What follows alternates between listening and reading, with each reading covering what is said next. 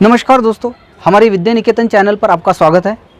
हम आपके लिए आज कुछ स्पेशल ट्रिक्स लाए हैं, जैसे कि स्क्वायर रूट यानी वर्गमूल।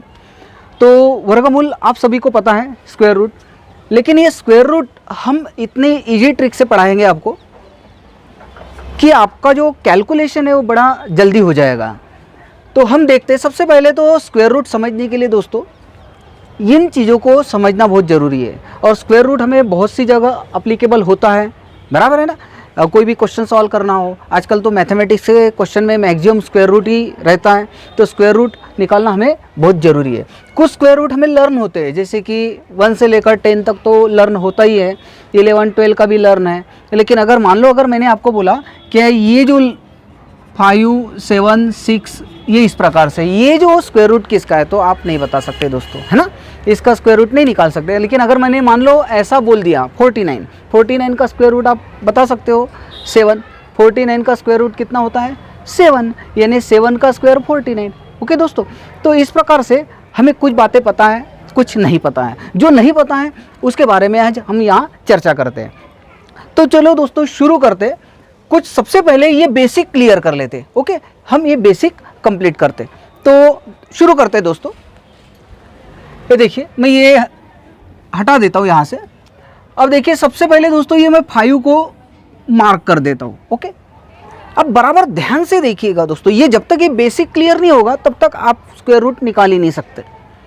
देखो, मुझे बताइए, ये देखो 4 के स्क्वायर में 16, तो यूनिट डिजिट देखते हैं दोस्तों, सिर्फ यूनिट डिजिट यानी 6। तो 6 के स्क्वायर में भी यूनिट डिजिट 6 आता है ना। अगर मान लो मैंने ऐसा दे दिया 5, 7, 8, 6, तो मुझे बताओ 6 के स्क्वायर में भी 6 आता है और 4 के स्क्वायर में भी 6 आता है। यानी ऐसा मान लो, मैं परफेक्टली नहीं बता सकता फिलहाल, तो ये हो सकता है 46 का स्क्वायर हो, बराबर है। ऐसा भी हो सकता है 44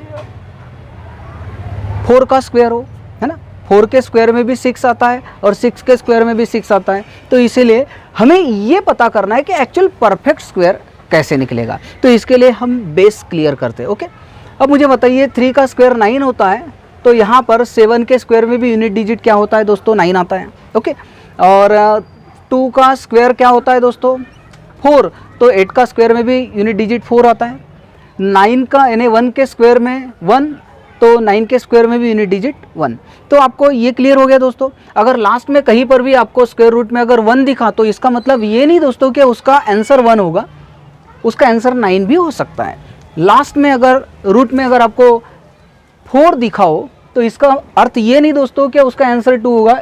उसका आंसर यूनिट डिजिट अगर 4 है तो उसका आंसर 8 भी हो सकता है। अब ये क्लियर करने के लिए किसका आंसर कौन सा है, तो चलो हम कुछ क्वेश्चन देखते हैं दोस्तों।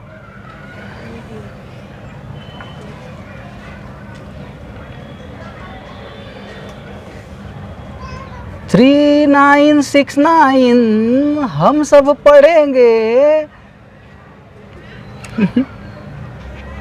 जाने कैसे फनकार बन गया, तुझसे यारी है नातेदारी है, जिसको चाहा वो यार बन गया, मुझको तो जो मिला रब ने ही दिया। चलिए दोस्तों, मैंने आपके सामने कुछ क्वेश्चन रख दिए। अब देखिए दोस्तों, बस ये 5 क्वेश्चन, सिर्फ 5 क्वेश्चन को बराबर ध्यान से देखिएगा। बस 5 क्वेश्चन, इसके बाद में पूरी ज़िंदगी में आपको स्क्वायर रूट निकालने में कभी भी तकलीफ नहीं होगी। इसमें मैंने आपको ये 3 डिजिट वाला है, ये देखो, ये यहाँ 4 डिजिट है, या 4 डिजिट या 5 डिजिट, और यहाँ 4 डिजिट। अभी आपको क्या करना है दोस्तों, सबसे पहले आपको 2 पेयर्स बनानी है दोस्तों।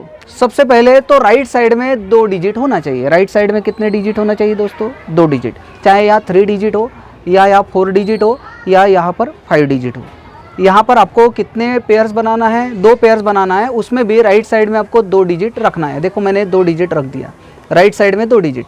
और बचे हुए जो रिमेनिंग नंबर्स हैं, यहाँ जैसे 1 डिजिट बच गया, उसकी एक पेयर बनाओ। यहाँ 2 डिजिट बच गया तो इसकी एक पेयर्स, और यहाँ 2 डिजिट, यहाँ 3 डिजिट बचे तो भी आपको एक पेयर्स। राइट साइड में आपको 2 ही डिजिट रखना है और लेफ्ट साइड में रिमेनिंग डिजिट। ये क्लियर है दोस्तों। अब आप बराबर ध्यान रखिए। देखिए दोस्तों, आपका मेन पॉइंट ये वाला है, यूनिट डिजिट अगर यहाँ 1 है तो इसका मतलब 1 का रूट क्या होता है दोस्तों, 1 होता है ना, और यहाँ 1 का रूट क्या होता है दोस्तों, 9। यानी 1 है तो एक तो आंसर 1 हो सकता है, या तो आंसर कितना हो सकता है, 9, बराबर है ना। एक तो आंसर 1 हो सकता है या 9, दोनों में से एक आंसर होगा। देखिए दोस्तों, ये लास्ट वाला यूनिट डिजिट ये 9 है, तो 9 का रूट क्या होता है दोस्तों, 3, बराबर है। और यहाँ देखो 9 है, 9 का रूट क्या हो सकता है दोस्तों, 7। यानी यहाँ 9 है तो एक तो लास्ट में 3 वाला स्क्वायर हो सकता है या तो 7 वाला हो सकता है। अब ये हमें पता नहीं है, ओके। अब नेक्स्ट, अब देखिए दोस्तों, यहाँ लास्ट में यूनिट डिजिट कितना है, 4 का रूट कितना होता है दोस्तों, 2, ओके। और यहाँ 4 का रूट कितना होता है दोस्तों, 8। अब इतना सब कुछ करने की भी ज़रूरत नहीं दोस्तों, आप बराबर ध्यान रखिए, आराम से पढ़िए, क्योंकि ये डाउट क्लियर करना है तो आपको पूरा वीडियो बराबर आराम से देखना है, पूरा डाउट क्लियर होगा। कोई भी स्क्वायर रूट आप आराम से निकाल सकते हो, ओके। अब देखिए दोस्तों, मैं और एक बात बता रहा हूँ आपको, इतना सब कुछ ना देखते हुए एक पॉइंट भी अगर आपको पता चल गया, जैसे 1 किसका रूट है, 1 का, तो दूसरा अपने आप 9 हो जाएगा। इन दोनों की टोटल 10 होनी चाहिए दोस्तों। देखो हो गई 10। अगर 9 किसका रूट है दोस्तों, 3, बराबर है। यहाँ 3 है तो इसकी टोटल अगर आपको 10 करना है तो यहाँ कितना लिखना पड़ेगा दोस्तों, 7। 4 का रूट क्या होता है दोस्तों, 2। अगर यह 2 है तो 10 कंप्लीट करने के लिए यहाँ कितना लिखना पड़ेगा दोस्तों, 8। आप ऐसा भी सोच सकते हैं, यानी यहाँ देखने की ज़रूरत नहीं, आप ऊपर साइड में ही देखो, क्योंकि ऊपर में 1 4 9 6, तो 1 4 9 6 दोनों साइड में है, बराबर है। सिर्फ 5 ये सिंगल है, एक ऊपर में नंबर है, कुछ नीचे में सेम टू सेम नंबर, तो इसलिए कुछ ऊपर के नंबर लेना है, कुछ नीचे के नंबर। तो उतना सब कुछ ना देखते हुए अगर एक नंबर अगर पता चल गया तो दूसरा नंबर टोटल में 10 आनी चाहिए। जैसे कि यहाँ 6 है तो 6 का रूट क्या होता है दोस्तों, आपने देखा 6 का रूट क्या होता है दोस्तों, 4। तो यहाँ पर कितना आएगा, 6, क्योंकि 4 + 6 क्या होता है दोस्तों, 10, बराबर है। ये 5 का नहीं लेना है, क्योंकि 5 में 2 साइड में नंबर नहीं है, 1 साइड है, वो सिंगल साइड है, वो 1 मैन आर्मी है, 1 मैन आर्मी है। बस ये है पाकिस्तान और हिंदुस्तान, बराबर है, बाकी सब ओके। अब बराबर ध्यान रखिए दोस्तों, ये फिलहाल में तो 10 तो आपको समझ में आ गया होगा, इसको मैं मिटा देता हूँ, बराबर है, चलो हटा देते हैं। अब देखिए दोस्तों, ये 8 में से क्या करना है दोस्तों, आपको स्क्वायर माइनस, ज़्यादा से बड़ा स्क्वायर नंबर माइनस करो। जैसे 1 का स्क्वायर, 2 का स्क्वायर 4 और 3 का स्क्वायर 9। मुझे बताओ 3 का स्क्वायर 9 माइनस नहीं हो सकता 8 से, है ना, 9 माइनस नहीं हो सकता 8 से, लेकिन 2 का स्क्वायर 4 माइनस हो सकता है। तो यहाँ इसमें से जो भी स्क्वायर माइनस हो सकता है वो माइनस करेंगे, यानी हम क्या लेंगे, 2 का स्क्वायर माइनस होता है, 3 का स्क्वायर अगर माइनस होता तो हम 3 लेते थे, ओके।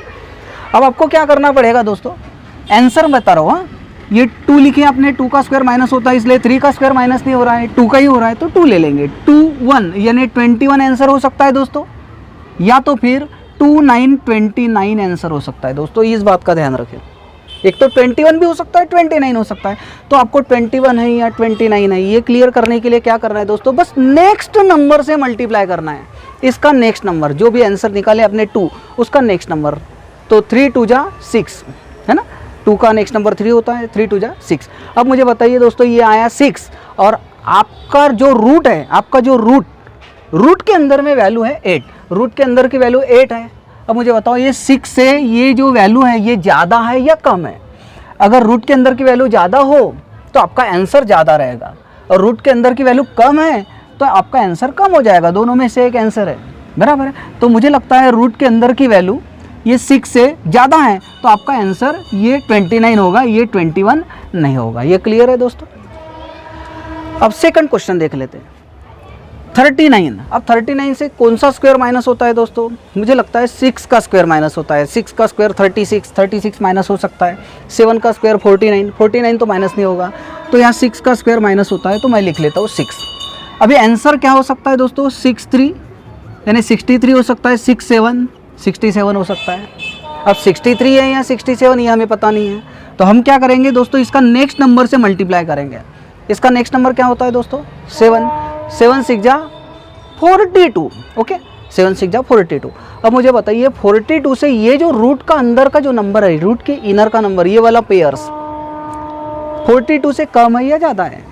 तो 42 से ये नंबर कम है ना दोस्तों, कम है, तो आपका आंसर कम हो जाएगा, ये वाला आंसर होगा, ये नहीं होगा। ये क्योंकि आंसर बड़ा है, ये कम है, छोटा है, तो छोटा आंसर हो जाएगा। ओके, और देखते हैं दोस्तों। अब देखिए यहाँ पर 67 में से कौन सा स्क्वायर माइनस होता है दोस्तों? 7 का स्क्वायर 49 होता है, 8 का स्क्वायर 64 होता है, तो 8 का स्क्वायर 64 माइनस हो सकता है। 9 का स्क्वायर 81, 9 का स्क्वायर माइनस नहीं होता, तो 8 का ही स्क्वायर माइनस होता है ना, तो 8 का स्क्वायर 64 होता है और वो माइनस हो जाएगा।